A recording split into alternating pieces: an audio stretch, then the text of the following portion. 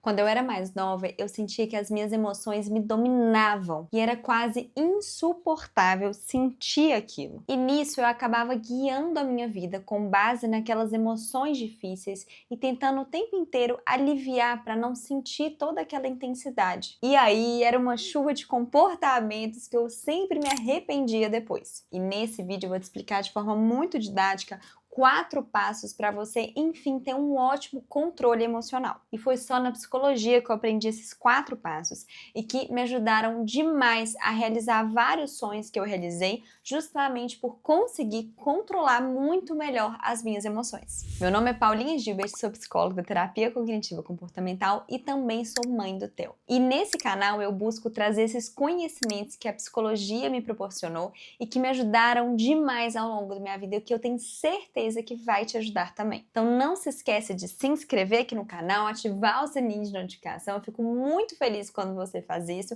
porque isso me incentiva a continuar por aqui. Então vamos lá, sem mais delongas, vamos para o primeiro passo, que é identifique quando uma emoção aparece. E eu sei que esse papo parece bobo, mas ele é muito importante porque muitas vezes a gente só sente um desconforto interno e não sabe muito bem explicar o que está acontecendo. E ao identificar, dar nome para a emoção e até falar qual que é a intensidade de 0 a 10 que ela tá ali aparecendo dentro de você, isso faz toda a diferença porque aciona a parte racional do seu cérebro. O ato de pensar o que eu tô sentindo já ajuda a aumentar a chance de você controlar essa emoção. Uma outra coisa que você precisa saber é que quando a gente começa a aumentar ali a intensidade de uma emoção, quando ela atinge ali um tamanho no nosso corpo, no caso aqui, seria essa bola aqui ficando grande, ou seja, uma intensidade nível 7, 8, 9 ali de uma certa emoção, isso aqui pode ser muito desconfortável para o seu corpo. Por exemplo, você pode sentir o seu coração acelerando, um aperto no peito,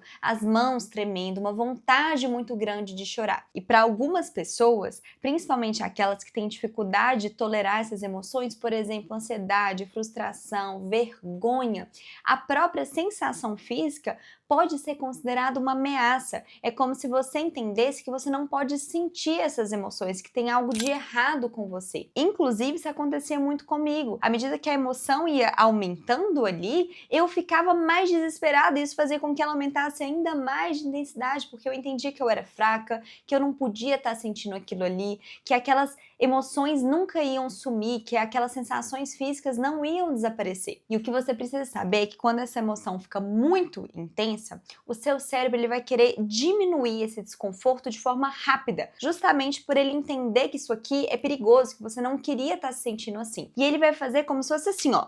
Ele quer deixar a emoção pequena o quanto antes. E para fazer esse movimento aqui de diminuir rápido de intensidade, muitas vezes a gente vai recorrer a alguns comportamentos para ajudar que essa intensidade passe em uma velocidade maior. Então a gente vai para o passo 2, que é identifique os seus comportamentos de alívio. Ou seja, você vai identificar o que você costuma fazer toda vez que uma emoção desconfortável cresce dentro de você, qual que é a ação que você toma para diminuir muito rápido. E algo importante aqui, você precisa entender que toda emoção, ela é passageira, ela não vai durar ali por semanas, por meses dentro de você, pelo menos não nessa intensidade tão alta. Só que ao não entender isso, a gente recorre a esses comportamentos de alívio. Qual o critério de comportamento de alívio que eu quero que você entenda? Que muitas vezes esse comportamento vai te aliviar no curto prazo, ou seja, naqueles primeiros minutos ou até nas primeiras horas daquele seu dia. Só que depois ele vai te trazer prejuízo. Ou seja, o comportamento de alívio é bom na hora, mas é ruim depois. Então, alguns exemplos pessoais aqui. Toda vez que acontecia alguma situação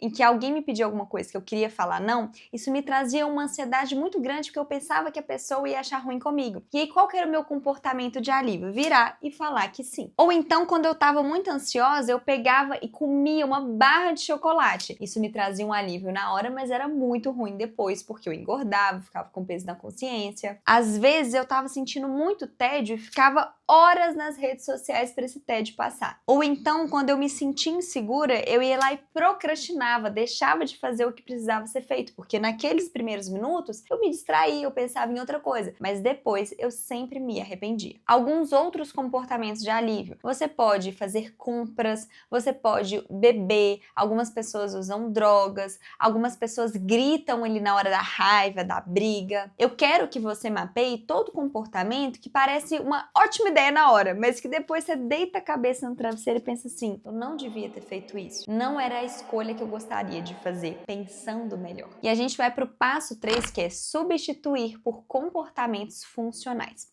Quando eu falo funcional, às vezes com um jeito muito científico de falar, então eu quero que você pense assim: são comportamentos que vão funcionar no curto prazo e também vão funcionar no longo prazo. Mas uma coisa que eu já preciso te alertar é que esses comportamentos que a gente vai substituir, que eu vou fazer uma lista aqui para você ter várias ideias do que você pode fazer, que vão te ajudar no final do dia, é que eles não vão conseguir aliviar tão rápido essa emoção que você tem. É como se ele conseguisse aliviar, mas ele vai devagar, igual eu tô mostrando aqui no vídeo. Ou seja, ele te ajuda a diminuir a intensidade, mas não tão rápido, até porque a gente não quer trazer nenhum prejuízo para você no futuro e a gente quer que você registre que você consegue sim lidar com uma emoção dentro de você, que isso não vai ser o fim do mundo, que essa emoção aqui, ela não é perigosa. Além disso, você precisa ficar bem alerta nos seus padrões. Por quê? O seu cérebro, ele já entendeu que uma vez que você sente tal emoção, você precisa fazer esse comportamento de alívio. Então, por exemplo, eu já sei que toda vez que eu fico ansiosa, o meu cérebro sempre vai buscar uma barra de chocolate para eu aliviar rápido aquela emoção. Só que uma vez que eu mapeei isso e entendi o meu funcionamento, eu já sei, por exemplo, que eu não posso ter muito doce em casa,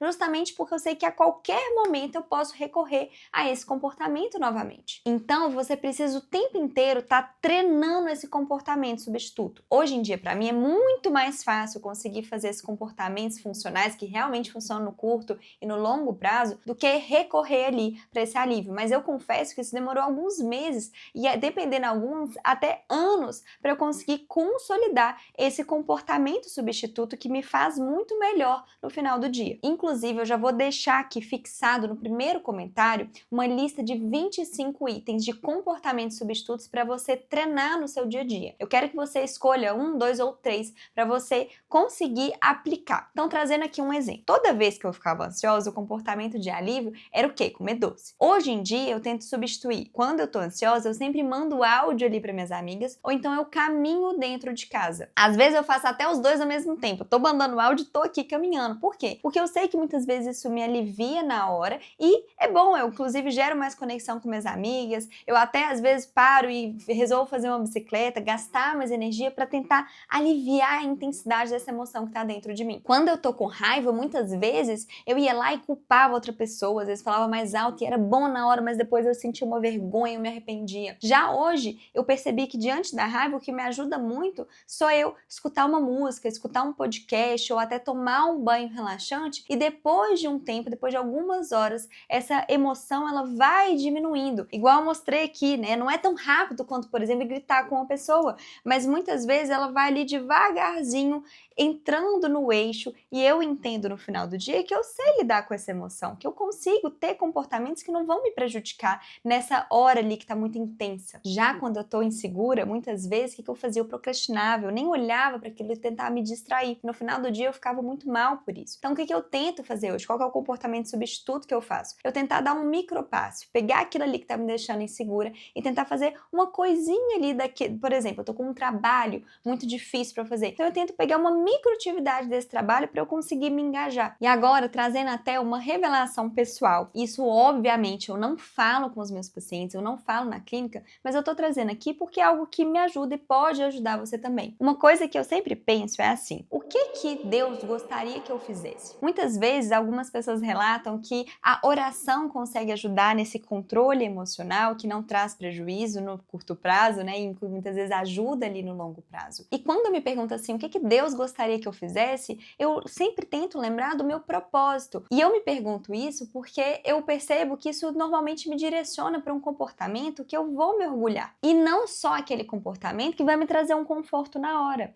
Ao lembrar, né, o que Deus gostaria, ou então o que uma pessoa importante para mim gostaria que eu fizesse, isso me conecta com os meus valores e me faz repensar, isso ativa ali aquela parte racional do meu cérebro. E não fico só naquela parte emocional querendo aliviar a qualquer custo. E aí eu me lembro também do passo 4, que é: os pensamentos podem ser mentiras. Na psicologia, a gente chama isso de distorção cognitiva, que nada mais é do que falar que os nossos pensamentos às vezes mentem pra gente. E existem várias até classificações para isso. Então, por exemplo, existe um pensamento que é mentiroso, que é a catastrofização, que é quando a pessoa, ela sempre tende a pensar o pior cenário de alguma situação. E aí ela tem certeza que o pior vai acontecer e nisso ela já se desespera, as emoções ficam extremamente intensas. Um outro tipo de pensamento é aquele pensamento tudo ou nada, 880, que é aquela pessoa que está sempre extremizando os pontos. Ou é uma coisa ou é outra. E existe também o que a gente chama de leitura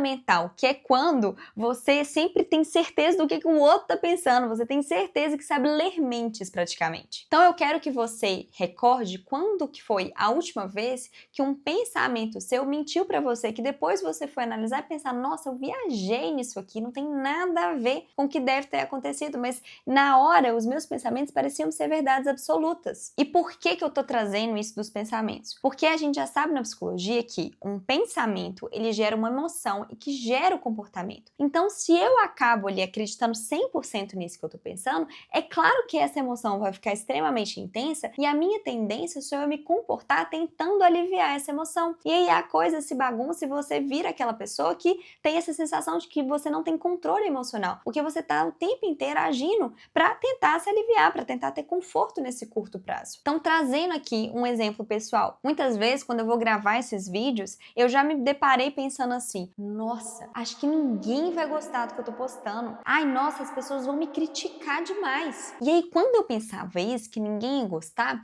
me subia logo duas emoções. De ansiedade, eu ficava nível 8 de ansiedade e nível 9 de tristeza. E ao me sentir assim, era muito desconfortável, né? Fisicamente desconfortável. E o que eu fazia? Eu começava a procrastinar. Eu ia lá, ficava ali no celular, pensava em outra coisa e no final do dia não fazia o comportamento que eu gostaria, que é o quê? Sentar, fazer, por exemplo, um roteiro do vídeo e vir aqui gravar. Então, até aproveitar para fazer uma revisão aqui. O que eu passei a fazer, que são ações de uma pessoa que está tendo esse controle emocional. Primeira coisa foi identificar que eu estava me sentindo ansiosa e triste. Ao observar esses sentimentos, eu já me lembrei que eram emoções passageiras, que elas estavam muito vinculadas, inclusive, a esse pensamento inicial que eu tive. O passo 2 foi observar que o comportamento de alívio que eu estava tendo era justamente não olhar para aquilo, era fingir que eu não queria ali postar conteúdo, era fingir que aquilo ali não era importante para mim e no final das contas não executar. Então eu me distraía com 1 milhão de coisas, ficava no celular, ia ver uma série, ia conversar com alguém, mas não fazia ali o que eu gostaria mesmo de fazer. E o passo 3 foi olhar para qual comportamento que iria realmente funcionar. Então, nesse caso, em vez de pensar em todos os passos que eu tinha que fazer, né, como se fosse um monstro ali na minha frente para eu conseguir gravar um vídeo,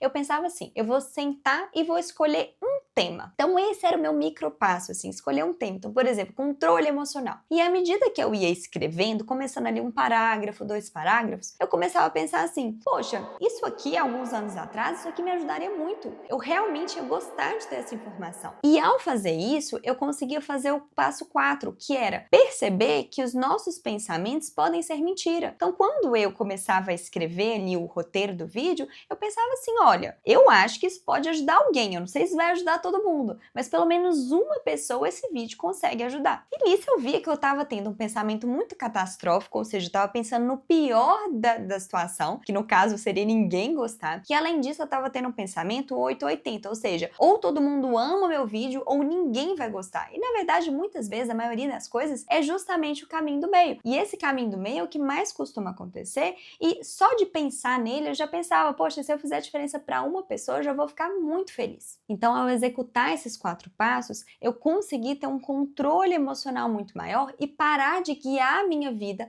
com base nas emoções, com base em querer alívio rápido. Pelo contrário, ao ir passo a passo, eu fui diminuindo essa emoção e a emoção de ansiedade e tristeza acabaram passando. Inclusive, eu termino esse vídeo me sentindo muito feliz de estar aqui com você hoje. Então aproveita para comentar onde que esse vídeo foi útil, o que você vai fazer de diferente daqui para frente, qual que vai ser o comportamento que você vai testar. E não esquece de se inscrever aqui no canal. Te vejo no próximo vídeo. Beijo!